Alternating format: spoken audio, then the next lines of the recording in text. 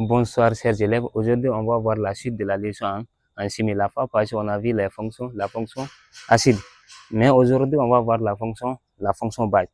D'abord on va réviser un peu la fonction acide. On vous a donné la définition de la fonction acide. On dit une acide est un composé chimique renfermant un ou plusieurs atomes d'hydrogène remplaçables par un métal. Ici on a quelques acides, par exemple l'acide sulfurique, l'acide chlorhydrique, et puis on a ici aussi c'est l'acide sulfurique. Mais aujourd'hui on va voir la fonction base. On vous a donné la définition dans les cours. On dit la fonction base est une fonction qui contient un métal et un ou plusieurs groupes OH ou bien un ou plusieurs groupes hydroxyde. Regardez ici c'est là, ici le CA c'est un métal et on a des groupes OH. Ici aussi c'est pareil, ici on a un métal, on a un OH. Ici aussi c'est pareil. Là, la sourde, on a un métal et un OH. Ici aussi c'est pareil, on a un métal et 3 OH. C'est ça qu'on appelle la fonction base. Maintenant, aujourd'hui, on va voir quelques réactions de la fonction base. D'abord, il faut retenir il y a certaines choses qu'il faut retenir. Par exemple, on a la fonction ici, la base. Une base plus un acide, ça donne du sel et de l'eau. Ici aussi, la base plus du sel, ça donne nouveau sel plus une nouvelle base. Maintenant, on va essayer d'équilibrer certaines équations. Ici, d'abord, on a l'hydroxyde de calcium plus l'acide sulfurique. Ça va nous donner quoi et quoi? Ici, l'hydroxyde de calcium, c'est une base. Ici, c'est l'acide sulfurique, c'est un acide. Donc, on a dit base plus acide, ça va nous donner des sels et de l'eau. Maintenant, pour écrire une réaction chimique, il faut tenir compte des valences. Parce que lors d'une réaction chimique, les atomes échangent les valences. Par exemple, ici, on a Ca. Ca, sa valence, ça veut dire que c'est D, parce qu'il est lié à des atomes d'ammoniac. Ce sont des radicaux, on a vu ça. Maintenant, sa valence, c'est 1. Normalement, sa valence devrait être en indice ici. Maintenant, sa valence, c'est 1, donc on ne met pas les 1. Ici aussi, regardez. Les D que vous voyez, ça, c'est la valence de SO4. Les SO4 aussi, c'est un radical. Maintenant, la valence de H, c'est 1. C'est pourquoi on n'a rien mis. Maintenant, base plus H, ça va donner des sels et de l'eau. C'est ce qu'on va voir. Par exemple, on va voir les CaSO4 plus H2O. CaSO4 plus H2O. Pourquoi? Parce que ici, la valence du calcium, c'est D, et la valence aussi du sulfate, c'est D. Normalement, l'équation devrait s'écrire comme ça. CaD, entre parenthèses, SO4, on ferme la parenthèse et on met D. Comme c'est la mathématique, les D, il y a D ici, il y a D ici. On peut simplifier les D, on écrit l'équation CaSO4. C'est compris? C'est comme ça que ça se fait. Donc, on va essayer de voir si toutefois l'équation est équilibrée. Donc, ici, au niveau des réactifs, on a un calcium. Au niveau des produits aussi, on a un calcium. Là, ça va. Maintenant, ici, on va avoir aussi les atomes d'oxygène au niveau des réactifs. Ici, d'abord, on a D. Ici aussi, on a 4. Donc, on va les additionner. D plus 4, ça fait 6. Donc, on a l'oxygène, on a 6. Ici, on va voir. Ici, on a 4 plus, ici, on a 1. Ça fait 5. Donc, l'oxygène n'est pas équilibré. On va aussi voir l'atome d'hydrogène. L'hydrogène, ici, on a D. Et l'hydrogène, ici, on a D. L'hydrogène, ça va. Maintenant, le soufre, ici, on a 1. Le soufre, ici aussi, on a 1. Donc, le soufre aussi, ça va. Ici, le premier, ça se trouve au niveau de l'atome d'oxygène et l'atome d'hydrogène. On va essayer de les équilibrer. On va commencer, on va voir l'oxygène. Ici, on a 6, ici, on a 5. Ici, on va multiplier par D. Quand vous mettez D ici, les D multiplient le tout. Donc, ici, on a 4. Ici, on vient de mettre les D multiplient l'oxygène aussi. Ça fait en tout, ça fait 6. Ici aussi, on a D. Ici, on a 4. Donc, l'oxygène, ça devient 6. Maintenant, on va voir au niveau de l'hydrogène. Ici, on a D aussi. Ici, on a D au niveau des réactifs. Donc, on va les additionner. D plus D d'azone 4. Ici aussi, l'hydrogène, on vient de multiplier l'atome d'hydrogène par D. Donc, D fois D, ça fait 4. L'atome d'hydrogène aussi est équilibré. Donc, l'équation est équilibrée. On vient à la deuxième équation. Ici, c'est l'acide chlorhydrique plus la soude. Ou bien, l'hydroxyde de sodium. C'est la même chose. Donc ça va donner quoi? Ici aussi c'est un acide. L'acide chlorique c'est un acide, ici c'est une base. On vous a toujours dit que l'acide plus base ça donne des sels et de l'eau. On va voir quel sel. Donc ça va nous donner Na, NaCl, NaCl plus H2O. Donc ici ça c'est le chlorure de sodium ou c'est ce qu'on appelle aussi les sels de cuisine avec de l'eau. Donc on va voir si toutefois l'équation est équilibrée. Ici on a un H alors que ici on a un H au niveau des réactifs, ici aussi on a un H. Donc au niveau des réactifs on va les additionner. Un H plus un H ça fait DH au niveau des réactifs. Au niveau des produits aussi, ici on a DH, ça veut dire que l'atome d'hydrogène ça va. On va voir l'atome de chlore. Ici on a un Cl, ici on a un Cl. Au niveau des réactifs on a un, au niveau des produits on a un, ça veut dire que ça va. L'atome de sodium, Na, ici on a un au niveau des réactifs, au niveau des produits aussi on a un, ça veut dire que ça va. L'oxygène au niveau des réactifs on a un, au niveau des produits aussi on a un, ça veut dire que l'équation est équilibrée. On vient à la troisième équation. Ici c'est l'hydroxyde de sodium ou la sourde plus le sulfate de cuivre. Ici c'est une base et ici c'est un sel. Donc base plus sel, ça va nous donner nouveau sel plus nouvelle base. On aura les Na, NAD, SO4, NAD, SO4 plus CI entre parenthèses OHD. Donc l'hydroxyde de sodium plus le sulfate de cuivre va nous donner le sulfate de sodium plus l'hydroxyde de cuivre. Donc ça c'est une base, ça c'est un sel, ça va nous donner, ça c'est un sel et ça c'est une base.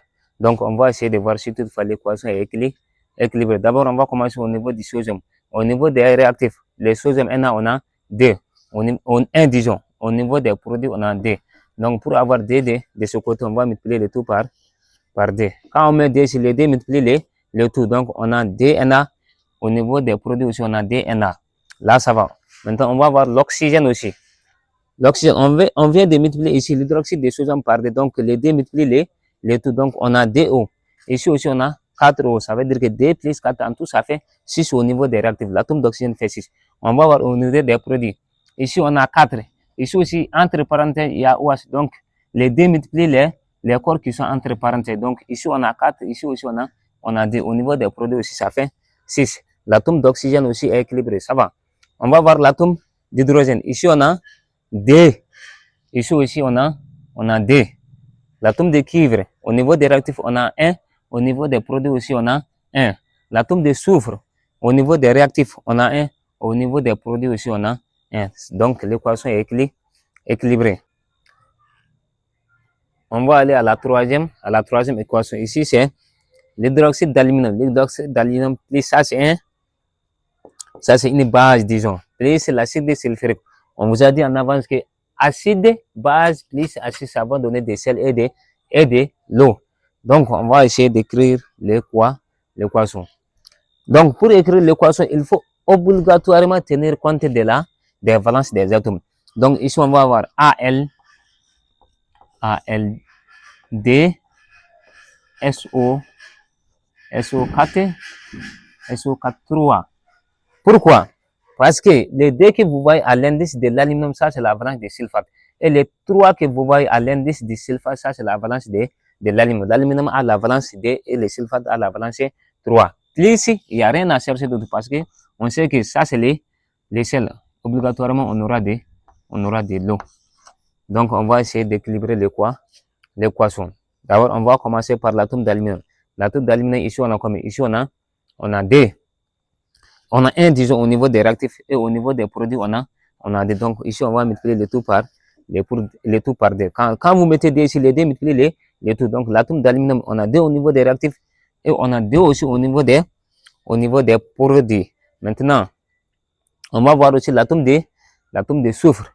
Ici le soufre ici on a 1 alors que le soufre ici on a 3. Donc ici on va multiplier par 3. Donc, quand vous multipliez les 3 ici, les 3 multipliés les tout, donc l'atome de soufre, on a 3 au niveau des réactifs et on a 3 aussi au niveau des produits. On va venir à l'atome d'hydrogène. Ici, l'atome d'hydrogène est entre parenthèses. Ça veut dire que les 3 multiplient les corps qui sont entre parenthèses. Donc, 2 fois 3, 6. Ici aussi, on a multiplié par 3.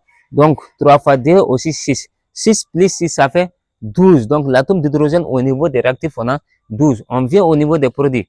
Au niveau des produits, l'atome d'hydrogène, on a 2. Donc, il faut multiplier quoi par 2 pour avoir 12? On sait que c'est 6. Donc, 6 fois 2, 12. L'atome d'hydrogène, on a 6 au niveau des réactifs et on a 6 aussi au niveau des produits. Donc, on va voir l'atome d'oxygène. Ici aussi, l'atome d'oxygène est entre parenthèses. Ça veut dire que les 3 multiplient l'atome d'oxygène. 2 fois 3, 6. Ça, c'est ici. 2 fois 3, 6. Ici, on a les 3 aussi multiplient les tout. 3 fois 4, 12. Donc, 6 plus 12, ça fait 18. Donc, au niveau des réactifs de l'atome d'oxygène, on a 18. On vient au niveau des produits. Ici, 4 fois 3, 12. 12 plus 6, ça fait aussi 18. Parce que quand vous mettez 6 ici, les 6 multiplient les tout. Donc, on a 18 atomes au niveau des réactifs. On a 18 atomes aussi au niveau des produits. Ici aussi, on vient à la quatrième équation. L'acide sulfurique plus l'hydroxyde de zinc. Ça va nous donner les Zn,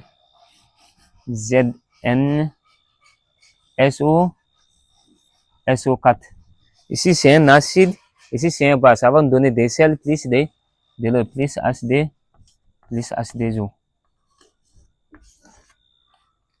Donc, on va essayer d'équilibrer les. Ici, H, ici, on a des. H, au niveau des produits aussi, on a des. Là, ça va. Les soufres. Au niveau des réactifs, on a 1. Au niveau des produits aussi, on a 1. Ça veut dire que ça va. On va voir l'oxygène. Au niveau des réactifs, ici, on a 4. Ici, on a 2. 4 plus 2, ça fait 6. L'atome d'oxygène, ici, on a 4. Ici, on a 1. Ça veut dire que ça fait 5. Donc, on va essayer d'équilibrer. On va essayer de mettre ici par 2. On va multiplier par 2. Donc, les 2 multiplient le tout. Donc, 4 plus 2, ça fait 6. L'atome d'oxygène, au niveau des réactifs, on a 6. Au niveau des produits aussi, on a 6. On va voir l'atome d'hydrogène. Ici, on a 2. Ici aussi, on a 2. Donc, l'atome d'hydrogène, on a 4 au niveau des réactifs. Ici aussi, on vient de multiplier ici H2O par 2. Donc, les 2 multiplient le tout. L'atome d'hydrogène aussi, on a 4. Maintenant, on va essayer d'expliquer quelques principes. Parce que pour savoir comment les corps s'associent, il faut aussi savoir les valences. Il y a certains corps qui sont chargés positivement, il y a certains corps qui sont chargés négativement. Revenons au niveau de la première équation. Ici, Ca, on sait que sa valence de CD, donc c'est un cation, il est chargé positivement. Ici, OH, on sait que le OH, ce sont des radicaux, il est chargé négativement, donc on va avoir OH, OH-. Donc la valence de calcium, c'est D. Plus, ici, H2O, on sait que H a la valence 1. Plus, ici, SO4, on sait que sa valence est SO4. SO4. Ici, on ne va pas mettre sa valence parce qu'on va les mettre ici. SO4D, D-. Donc, en général, on sait que les atomes qui ont des mêmes signes, qui ont des mêmes charges, se repoussent. Et les atomes qui ont des charges contraires, ça s'attirent. Ici, on a plus. Donc, l'atome de calcium ne peut jamais s'associer à l'atome d'hydrogène parce qu'ils ont des mêmes charges. Les deux sont chargés positivement. Donc, l'atome de calcium va directement s'associer à l'atome de sulfate parce que lui, il est chargé négativement, lui, il est chargé positivement. Ici, vous voyez, ici, sa valence c'est D. Enlevons ça ici parce qu'on a déjà mis sa valence ici. Ici, sa valence c'est D. Ici aussi, sa valence c'est D. Donc, les deux vont se neutraliser. On va écrire l'équation comme ça. CaSO4. Donc, l'équation vient de là. Ici aussi, le OH, vous voyez, il est chargé négativement. Ici, le H aussi est chargé positivement. Donc, les deux vont s'associer. Sinon, le OH ne peut jamais s'associer à l'atome de sulfate parce que les deux sont chargés négativement. D'où il va se former la molécule de l'eau. Ici aussi, c'est pareil. La deuxième équation, c'est pareil. Il faut savoir là, il faut connaître seulement la valence des atomes. Ici, on a l'atome d'hydrogène, il est chargé négatif et positivement, donc plus. Et l'atome de couleur, on sait qu'il est chargé, négativement. Maintenant, plus, ici, NH. Donc, le sodium, il est chargé positivement. Et sa valence, c'est 1. C'est pour cela qu'on met Na+. Le OH-, ce sont des radicaux. Il est chargé OH, OH-. Donc, vous voyez, obligatoirement, l'atome de l'atome de couleur va s'associer à l'atome de sodium. Pourquoi? Parce que lui, il est chargé négativement et lui, il est chargé positivement. Et la molécule, l'atome d'hydrogène va obligatoirement s'associer à l'atome d'hydroxyde parce que les deux sont chargés négativement. Donc, ici, le H+ va s'associer, Na+ va s'associer à Cl-. Et c'est l'hydrogène va s'associer à ma molécule à l'hydroxyde de sodium. Donc, on aura Na. Donc, les valences ici c'est 1, ici c'est 1. Donc, NaCl plus la molécule H2O. C'est comme ça que les équations se forment. Parce que lors d'une réaction chimique, les atomes échangent les valences. Maintenant, il est quand même primordial de savoir ses propriétés. Base plus acide va nous donner des sels et de l'eau. Et base plus sel va nous donner nouveau sel plus une nouvelle base. Ça, c'est le résumé de la fonction base. Après, on va voir la fonction sel.